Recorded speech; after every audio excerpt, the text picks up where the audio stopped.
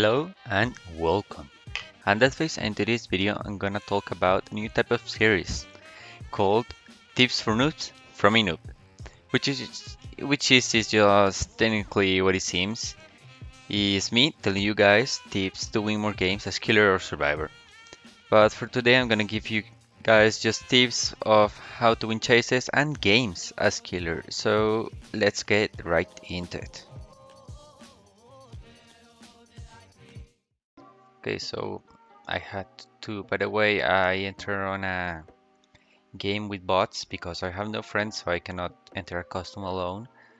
But either way, the first tip is called the shack play, which is just a way to get a free hit on shack. So imagine you're following a survivor and he just vaulted a window.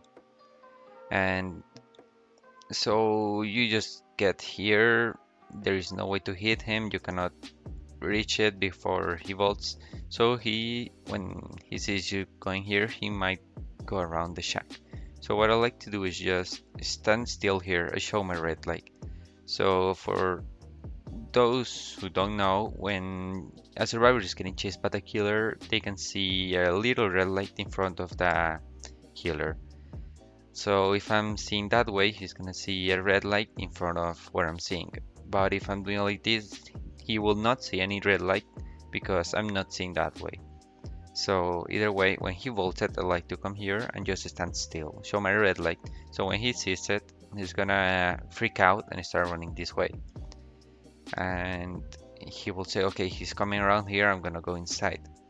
But because he doesn't know, I'm just standing here still and count for around 3 seconds. Because when he sees it, or 2 or 3, either way, when he sees it, he's gonna come around here, enter shack, and after 3 seconds, I'm gonna come inside, and he's gonna be somewhere nearby here. So it's just gonna be a free hit for you, and a better way to end the chase on shack. So let's get right into tip number 2. Okay, so for tip number 2, I wanted to do a way to let you guys finish a chase. Okay, they finish chance now.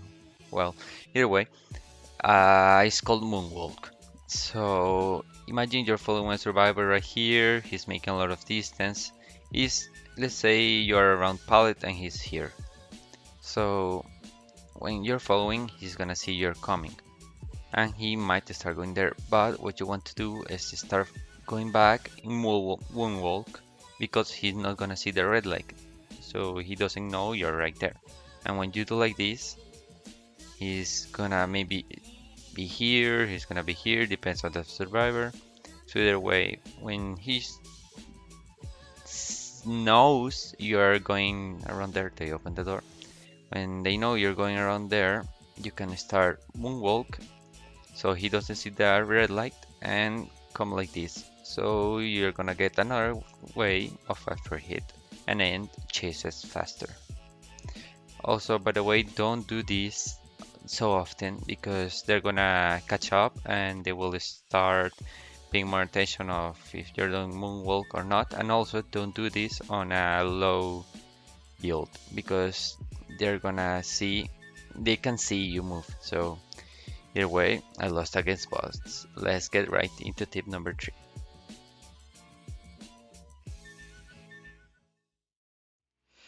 Okay, for number 3 is called apply pressure, which I want to explain you guys how to actually apply pressure and win the game. So as a killer, you want to apply as much pressure as possible. So if you want to know how to apply pressure, the most base thing is to hook survivors and chases fast, patrol gens. So in this way, the survivors are obligated to save their teammate from dying on the hook or leave the gen because you're patrolling the gens and they cannot progress more if you are nearby because you can hear them and start chasing and they might die. So also, you don't want to just patrol gens because eventually they will just finish the gens. You patrol them to slow them down, but you cannot just stop them from progressing. So the best thing or the best way to play pressure is just try to hook a survivor, and once you hook one, start as fast as possible on our chase.